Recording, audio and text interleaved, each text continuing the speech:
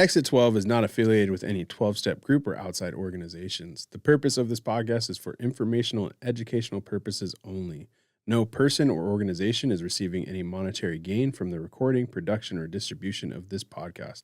All hosts and guests are participating of their own free will and are only sharing their own personal experiences. Subjects discussed in this podcast may be triggering for some individuals. Listeners' discretion advised.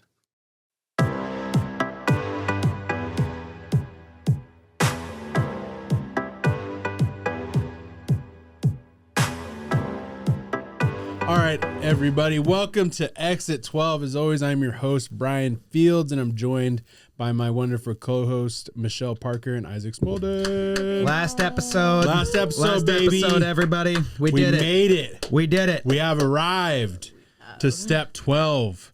Oh, my goodness, what a road it has been. Mm-hmm. A road to recovery, if you will. All of us exiting off exit 12. I'm like nervously smiling right now. And over here with our nervous smile, another My House favorite. Let's welcome Carly. Woo! Thanks for being here, Carly. Yeah, thanks for having me. Absolutely. All right. So, as you guys know, we have gone through all of the steps. This is our final episode of Exit 12. I think it's a little bittersweet, if I'm being honest. Yeah, this has been really fun. Yeah, I've had a lot of fun doing this, and we're definitely gonna have to find something to kind of replace this. Yeah, but you know what the great thing about the 12 steps is you just continue to work start over. So we could just restart with step 1 next week if you want. Just keep going, dude. Yeah. So let's get into it. So step 12 is had a spiritual awakening. As a result of these steps, we try to carry this message to alcoholics or addicts and practice these principles in all our affairs. Bum, bum, bum. Every one of them. Every one. But my first question has to do with the first part of that, which is, can someone describe to me, it doesn't have to be yours, but what spiritual awakening sounds like? Because that makes me think of some hippie dude on the road in like a tunic. And he's like, yes, floating up to the clouds. I have arrived. So for me, a spiritual awakening There you go. There we go. So for me, what a spiritual awakening looks like is like finding something greater than yourself. For me, that's God. Everybody has their own what keeps them sober, but it's finding and believing in something that is greater than yourself. Mm-hmm. But what does that look like? Like, when you guys got to this step, okay, so you're working step 11, and it's like... So it's different, but it's different for everybody, right? Like, Yeah. that's not my version of a spiritual awakening. Okay, well, what's your version? So my version of a spiritual awakening is being at one with oneself and just being in tuned and at peace. Like that, yeah, it literally is, though, because like, and it's something that like I never thought possible because of like the life that I lived and the chaos that I continuously put myself in, right? And so achieving that for me has probably been one of the greatest accomplishments of my recovery, and being able to just like sit and be okay with who I am, being able to sit and like be okay with my feelings and being able to identify my feelings. I had to walk around Nugent's Ranch for like a month, dude, with a feelings wheel, because I knew no other feeling other than like, I'm pissed off. I'm angry. Screw you, buddy. Like those were Bryan's top 3 emotions. You know what I mean? I'm pissed off, I'm angry, and screw you, buddy. Yeah. Yeah, that's it. That's all we had. I don't remember screw you, buddy on the feelings. Yeah. Yeah. So for me, that's what it looks like, is just like that peace and just like that awakening in you that it's just like, I don't have to live like this anymore. Yeah. And like the desire to drink and to use has left me. You know what I mean? I don't wake up and my first thought is, how am I going to get high today? You know what I mean? Like my first thought is like, can I go back to bed? But the follow thought is still not that. The follow thought is like a lot of times, a lot of gratitude of like, dang, dude, like, look at me. I'm like, awake. I'm awake. I'm married. I'm about to go to work. I never even held a job before. You know what I mean? Like, Yeah. It's crazy. What does spiritual awakening look like for you? I think it definitely has changed a lot throughout my recovery journey. You know, when I first got sober, like I was in prison, right, and that's where I built that relationship with my higher power, and it was really rough, and because I've never been to prison before, right, and like I was just so disconnected from everything and everyone around me, looking for that connection, and then like I'm completely separated from everybody in my life because I'm in jail, right? And then I went to jail and I started building that relationship with my higher power, and then I started practicing gratitude every day. 3 times a day, like I wrote something, or 3 things a day I wrote something down for that. And that's when I really started appreciating everything that I had in my life and knew that I had such great abundance and great things in my life, even though I was in the situation that I was in. So that was like my first spiritual awakening for me. And then throughout, like, since I've been out of prison, you know, like I've had moments where like I've you know, went through a rough patch, and then like I had these realizations. I'm just like, it's like a light bulb in my head, and I'm just like, oh my gosh, I'm like, I've been doing this and I've been doing that, and I'm making myself suffer because of that. So it's like something that I'm like realizing constantly over and over and over again. So like I feel like when I go through moments, like I realize, I have a realization, or like, and like I start loving myself more instead of sabotaging. I feel like those are my spiritual awakenings, like a sense of peace in my life, and just a bunch of gratitude for it too. So you're describing more of like a macro spiritual awakening, and then what I'm hearing from you is more like, no, like in working these steps and revisiting this, I have spiritual awakenings all the time, or awakenings of self where I realize these things about me. So I guess on one hand it can be like, oh, but on the other hand, there's also just the kind of, like you said, those light bulb moments when you find out more about yourself and then put things into practice. Yeah. Well, I think that goes into like the continuous effort and the idea behind the 12 steps of like what Michelle is talking about, right? Where it's like, I don't graduate from this program. This is a program not just to abstain from substances or alcohol. This is a new way to live my life. You know what I mean? So like through that journey, you're gonna have like, it isn't like the spiritual awakening isn't the finish line. You know what I mean? Like, oh, one and done. I got there. I'm fixed. I'm healed. I'm good. Catch you later. Like, that's not how that works. You know what I mean? Yeah, So we're not exiting into the parking lot and then just pulling the car off the road. You're exiting onto the highway, and then and then no matter how far down along the road you are, you're still the same ways away from the ditch. Because you're still moving forward. You're still driving. So sick of hearing. I know. Because I don't agree with it. I only speak. Oh, I don't agree with it. Okay. I don't. I mean, I get the premise of what you're saying, right? Like at any point in time, like I could relapse, but when you get to a certain point in your recovery, right? Like there are many roadblocks in front of me and my next use. Right? Like there is God, there is my kids, there is my wife, there is my job, there is my career, there is, you know what I mean? Like there's all of these things. There's my support system, my nieces, my nephews, you know what I mean? There's the rumble strip, then there's the guardrail, then there's man, like when I first got, are you done? Yeah, I'm done. Sorry. I'm like, when do I jump in? Like, so for me, like, and maybe I nervously was like, yeah, God. Yeah, God. But hallelujah. Jesus, take the wheel. So, and then after you guys were speaking, I was like, dang, I need to speak more on that. Yeah. And it really is. It's not just a like one and you're done, or you know, you get baptized or you get whatever it is, right? And then you're saved. Like it is a continuous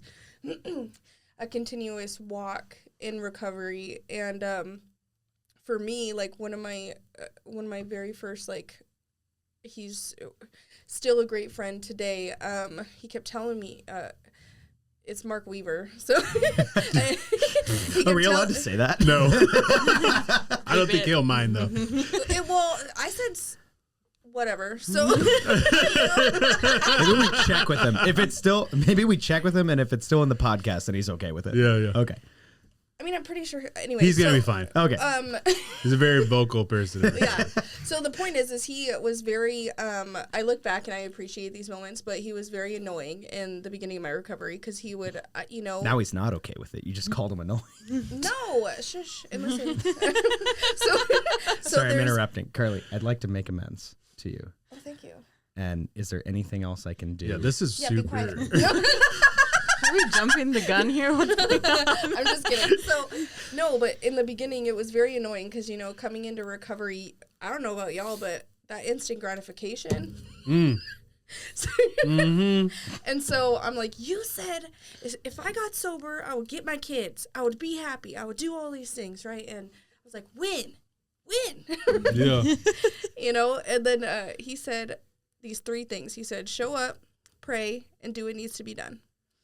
And so it kept annoying me, and he would say it all the time. And then eventually it became, like ritual where I was like, okay, I'm here. I'm doing what needs to be done, and I'm giving it to my higher power, And, like, eventually that control, because my thing was control too. Like, I thought that I could get all the things.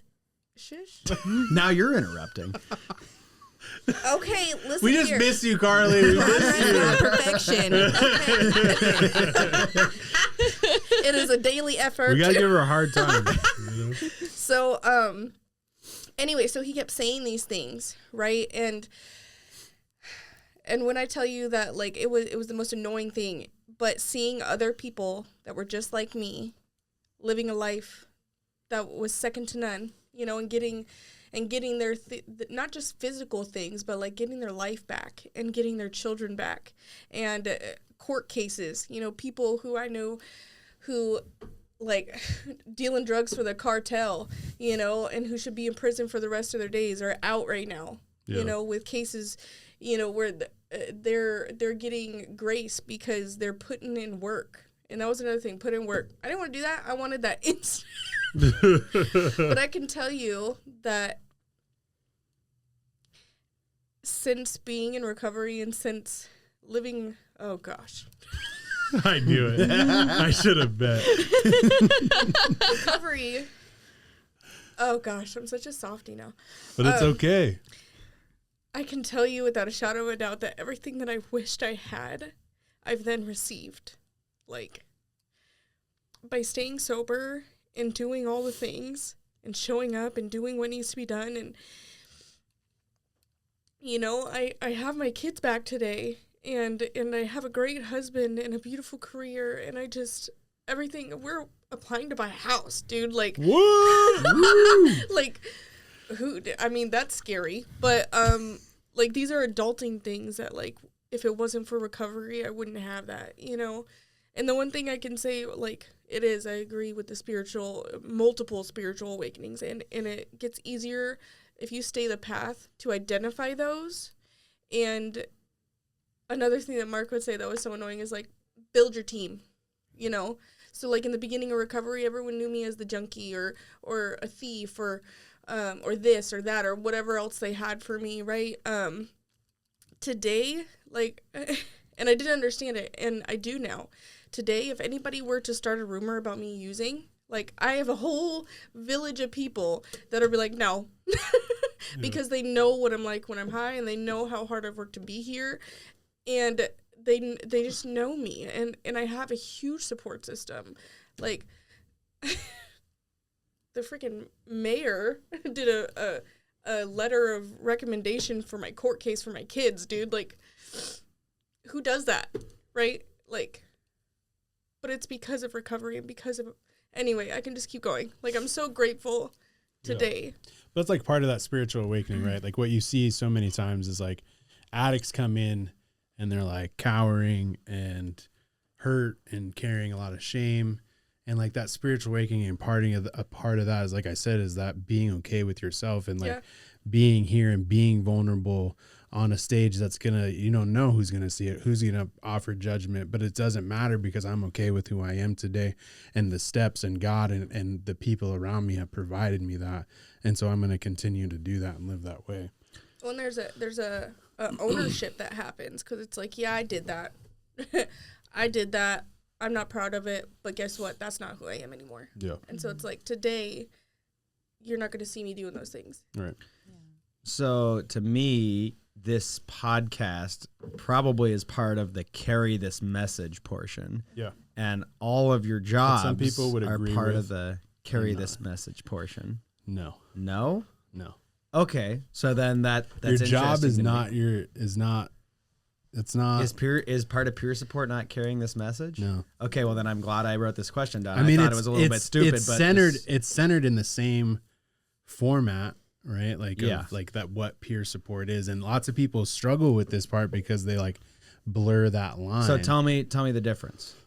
So like the difference is like I'm going to share my lived experience with you in a way that relates to you and period, right? In peer support. Yeah, Okay. in peer support, To give Right. hope, but not Right. to glorify. right? or But to- but we live in a program that is promote like attraction, not promotion, right? And so like carrying the message for me is like what Carly was talking about, where it's like I am living the life that I said that I'm living, and I am being that example, and I am giving back that praise to the program that did that for me. Yeah. You know what I mean? Like Where- you walk out you don't just talk it out, you walk it out. Right. Like, It's the walk, not the but talk. the Yeah. problem with like peers is a lot of peers come from 12-step basis, and so they end up like using their peer support in a 12-step way, and that's not what peer support is designed for.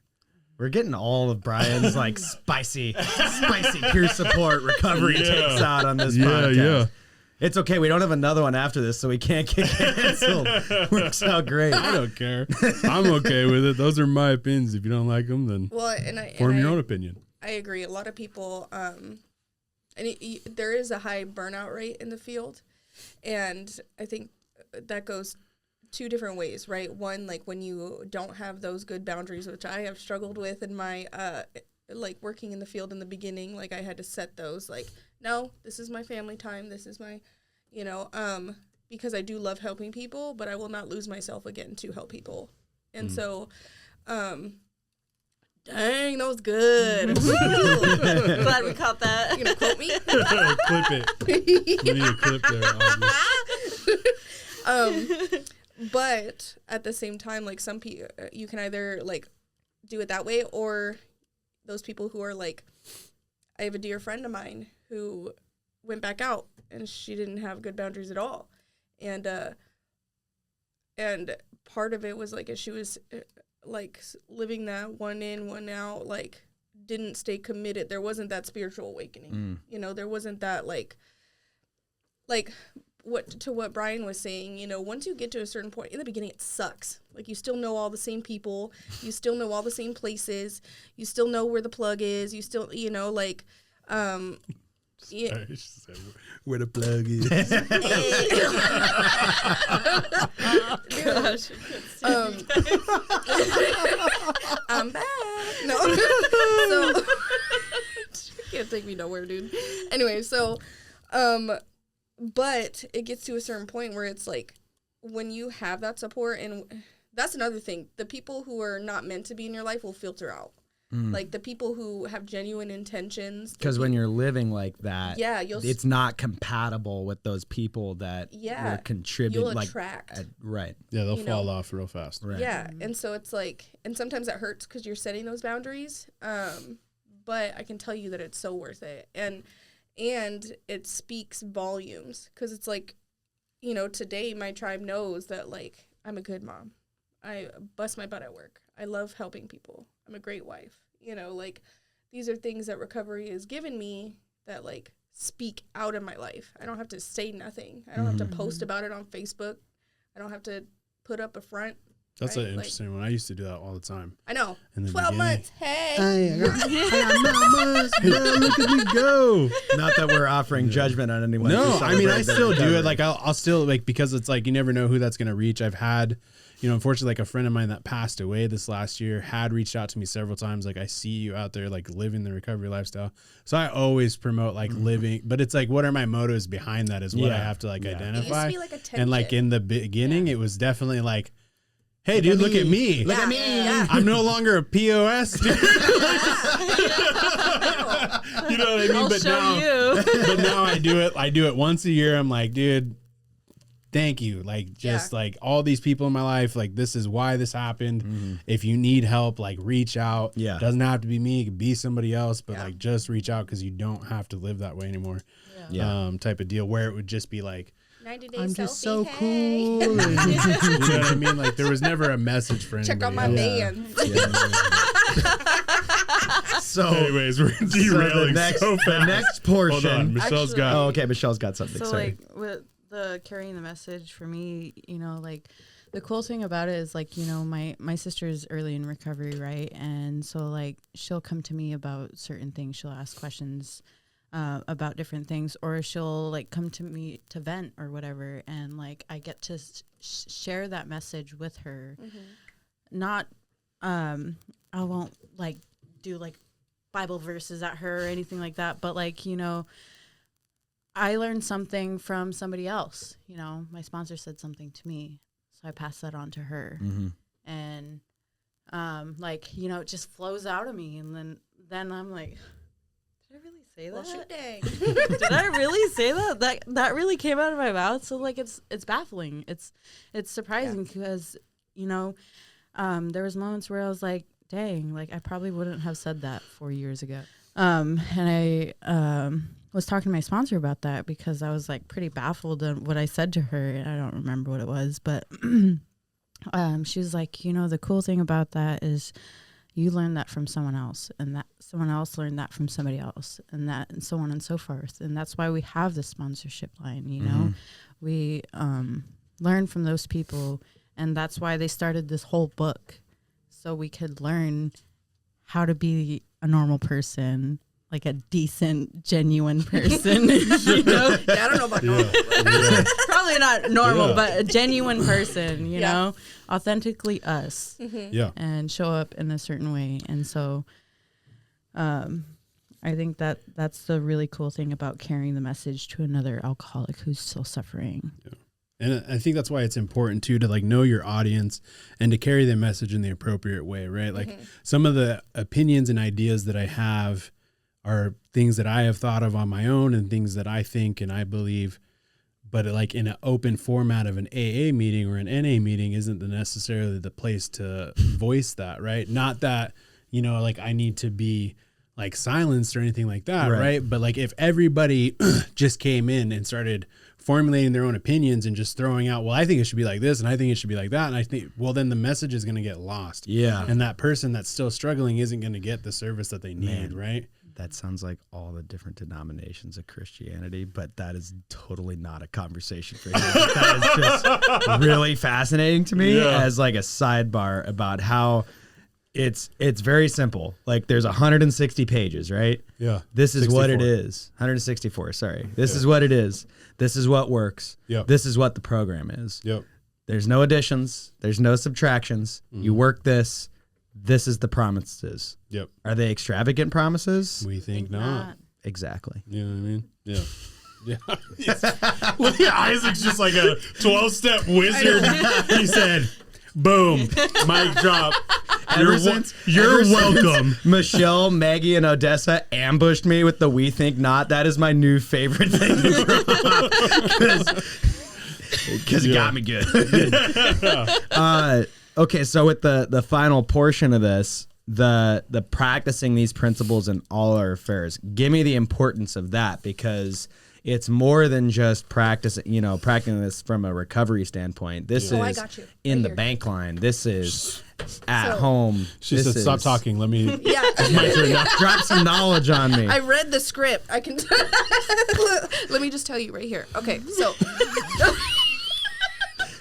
no, really, it is in all of your affairs. Like when you walk out the steps and you live hold on. I just want a preference, because I don't think that everybody knows this, but there is a principle that correlates with every single step. Okay, so like step 1 is honesty, step 2 is hope, step 3 is faith, step 5 is integrity, step 6 is willingness, step 7 is humility. Skip 4. Did I? Yeah, I did skip 4. Step 4 is courage. Me no count good.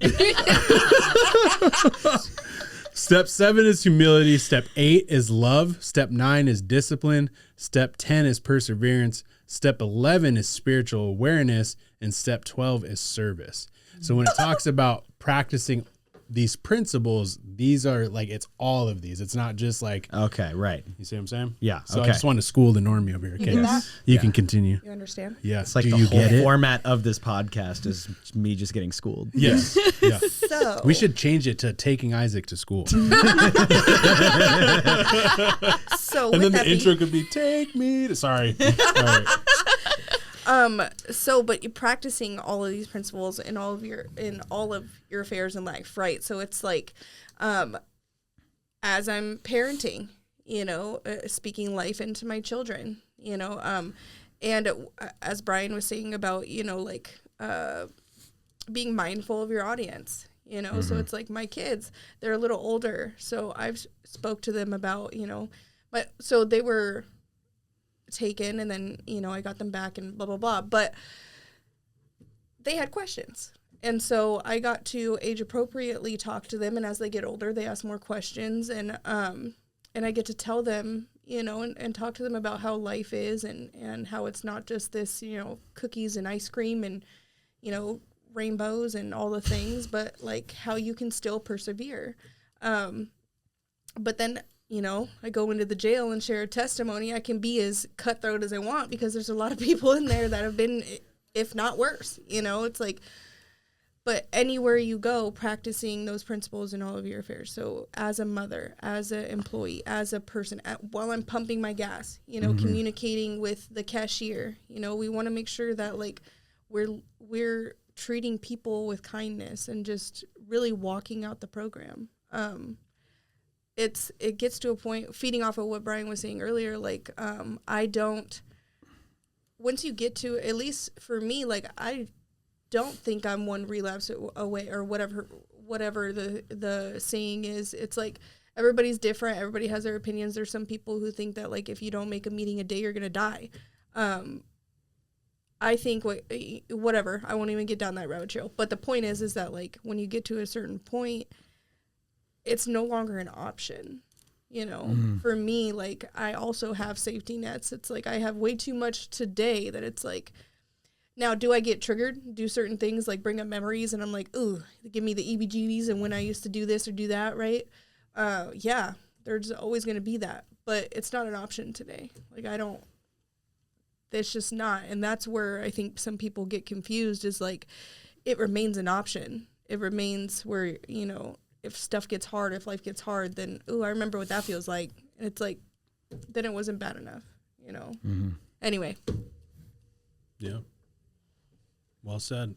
I also just want to say for the honesty part, when being a parent, I remember when we did the event at the Blackbird Butch. Yeah. Butch. Black Burt Butch. Yeah. Shout out to Taylor. Shout out to Taylor. I had a parent come up to me and was like, how do you like address that with your kids? Like, what does that look like for you? And for me, I truly believe as being somebody who is a recovering alcoholic and addict, that I have a responsibility to let my child know that there is a very high probability that you have this gene as well. Right. Yeah. Does that mean that I have to get into the nitty gritty of like, this is exactly what it looked like? This is what daddy was like before. And it's just, No, but they deserve to know, and you have a responsibility to tell them. Yeah. You Well, know?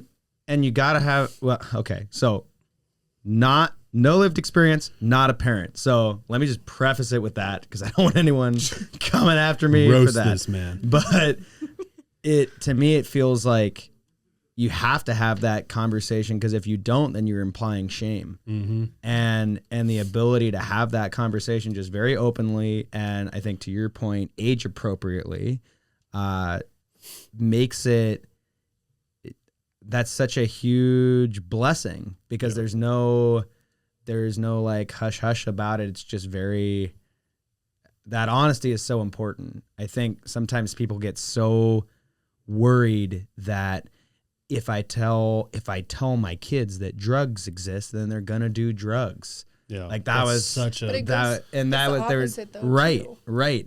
My I mom mean, didn't tell me anything about drugs. I was very sheltered and naive. I didn't even know, like, when my ex was doing, I had to Google what clear and up meant, or what down and up meant. Right. Like, so you gotta have the conversations, and you gotta have them in a responsible way, so that should I have said those. that? No, you're fine. You're fine. No, so like, that you're equipped to. I think Isaac hit it on the head though. Like when you try to be in recovery in secret and all of those things, and like are not willing to like have those tough conversations, what you're doing is you are adding shame to that. And if you are truly somebody that has walked through these steps, you should not feel shame from that. Mm-hmm. Yeah. You know what I mean? Like you have done what you have, cleaned up your side of the street. Yeah. You know what I mean? And like you're living a different way. And so there's no reason that I shouldn't be able to have that conversation with anybody. I have that conversation with your doctor. I have it all the time. They're like, you drink? Do you do it? I'm like, no, man, I've been in recovery going on 7 years now. Like it's not an option for me. Yeah. All of those different type of things. And in the beginning, it's super hard. I remember like, I didn't want anybody to know I was in recovery for like my first like 6 months. I was so ashamed. Like, do not tell anybody that I used to use heroin. Because that feels dirty as hell. Yeah. And now I laugh about it. I'm like, dang, dude, I used to be a heroin addict. Like, what? That's the thing. In recovery, I found are some of the most like funny people, because it's like we've been the nasty and gross and do the most shamefulest things, and it's like, what more? Yeah. Now we walk with our heads held high. Yeah, like, hey. Well, that's what I love about like when we do the recovery walk and that message of recover out loud. Like no one benefits from recovery just being like, you know, or this program just being this secret thing. That's why, like, when I went to a meeting with Michelle, just like when we were getting ready for this podcast, so I wasn't flying totally blind. Like I just don't think that this should be some big secret. Like, yes, there's the anonymous portion. We don't want to go telling anyone's story. We don't want to break anyone's anonymity, because that is an important piece of it. But I want people to know that recovery is possible, and that this stuff exists, and that these conversations are okay to have. Yeah. This is making me think of like my home group meets on Mondays, and so I had a speaker speak last night, and he was like talking about like, you know, when I was first in recovery, I thought you guys were a bunch of liars. I didn't believe you guys had 12, 6, 7, 8 years, you know? And I said they're getting drunk in the parking lot. Yeah, that's what he said. And he's like, I internally felt like a piece of garbage, and I didn't love myself, and I didn't know how to love everybody else because I didn't know how to love myself. I didn't know how to love my son. And because of those things, like, it was hard to be open and honest about that and be vulnerable. But once he started building those connections with people and talking with people, that's when he really started to slowly learn how to get out of that shame, right? Mm-hmm. And that's something that, you know, when I first got out of jail, like, I was a little bit ashamed because, you know, I had a tragic DUI accident, and I haven't seen my son in like a year and a half. And my son kept asking me, like, where were you? You know, why were you gone for so long? And I still haven't told him why, because he's not at an appropriate age, right? Mm-hmm. And I can't get my license back until 2030. And that's when he's 14, right? And so when he turns 14, he could get his permit. And that's a perfect opportunity where I could talk to him about that and not hold shame, you know, because that's definitely, it's hard, but like, you know, we have to face that. Eventually, you know, and I think once we step out of that shame, that's when we really start attracting that light and like attracting the people in our community and building our tribe, right? And so I think that's a huge thing in these steps and recovery. Yeah, it's definitely an age appropriate. Like when I got sober, my son was 5, and so like I knew that he would not understand that dad is in rehab. Right, so dad was in school. Yeah. That's what it was, right?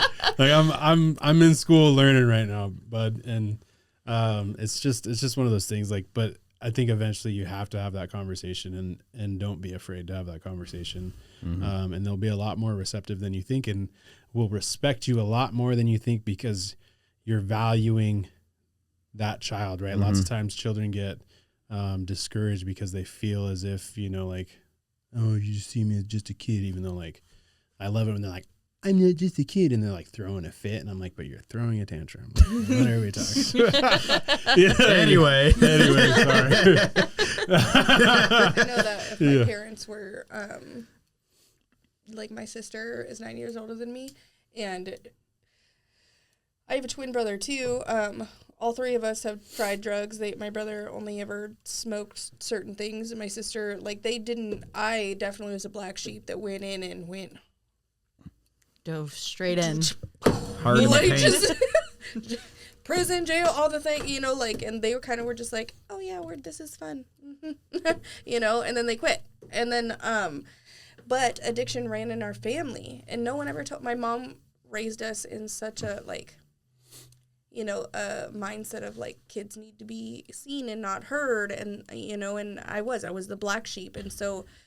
And my sister couldn't even deal with her, so she went and lived with her bio dad. And so it's like we had no good example and no one to tell us, like, hey, alcoholism and addiction runs in our family. Mm-hmm. And by educating, I would have been able to make, like, at least what's it called? A wise choice, like a educated decision, you know, when I was like, will I not? Like impulsive decisions. Yeah. I don't know though, because I knew, you know what I mean? Like, I knew that my biological mom was an addict and alcoholic, and I used to say, like, I'll never be those things. I think it added some insight, like, when I got sober at like 26, which is not a very normal age for people to get sober at, but hoping to change that. But I don't know if it changes the outcome, you know what I mean? Like, Maybe you're just stubborn. I'm just kidding. Maybe. I'm like, that could be it. But I mean, I hear what you're saying, but I mean, I wouldn't put so much pressure in having that conversation on, like, it could be like the difference maker, you know what I mean? Like, ultimately, no, we're still going to do what we want to do. Ultimately, you know? Like, it's more about like the influence around them and different types of things like that. Yeah. But I think having that knowledge of, like, it's know, a like piece that of was the puzzle. one. It is though, because it was like when I was at my rock bottom, like, one of the things I said to myself was like, I am turning into my mother. You know what I mean? And like that feeling like disgusted me, and that feels really crappy to say, but that's just what it was. You know what I mean? And so, but yeah, okay. I mean, I feel like we could go on this topic for the rest of the day, but we don't have that sort of time. Do you guys have any final thoughts for closing off this podcast? The whole shebang. What a journey it has been. I feel like I've learned a lot. I feel like I am living my life differently now than when we started this podcast, honestly. Because I do think that regardless of whether or not you're someone that struggles with alcoholism or struggles with addiction, that those principles that you listed off, Bryan, if you're trying to live by those every day, then you are going to live a better life than if you weren't aware of this stuff. Absolutely. Yeah. And I think that these steps, I really think that you can learn a lot from doing some reading on this and talking with folks that have worked these, and maybe working them yourself. You know, we all have our own struggles, we all have our own battles, and I do believe that sometimes you just gotta let go and let God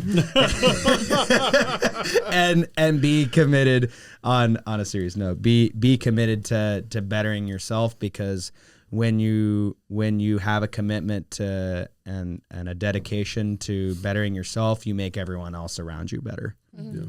Yeah, it's just like what Linda always says, you know, we all struggle with some form of addiction, whether it's shopping or food or whatever, you know. And I think these steps definitely would help benefit to have a more genuine, peaceful life. So. Yeah. We're all crazy in our own ways. Absolutely. Like, thank you so much for saying that, because I think that everybody could benefit from, and I've been saying it for a long time, from just practicing even just these principles in your daily living, and just this like learning of this self-awareness. And it just it could have such a big impact on you and the way that you show up in the world, which is super huge. And for me, I would just say, you know, there was a little bit of strife when we started this thing. And I would just say that, you know, if this isn't your cup of tea, it's not your cup of tea. But we are very proud of what we have done here. And we hope that even if we've only reached one person, that they were able to get something out of this and are able to find the recovery that they're looking for, whatever that looks like for that person. And I'd just like to thank all the guests that, you know, stepped outside of their comfort zone and had the courage to sit here and share their lived experience with all of you that are watching.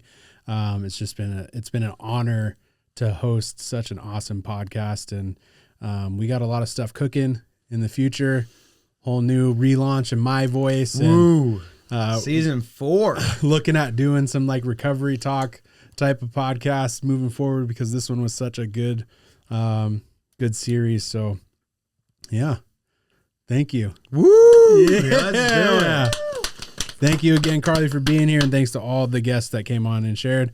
I'm your host, Bryan Fields. Goodbye. Bye.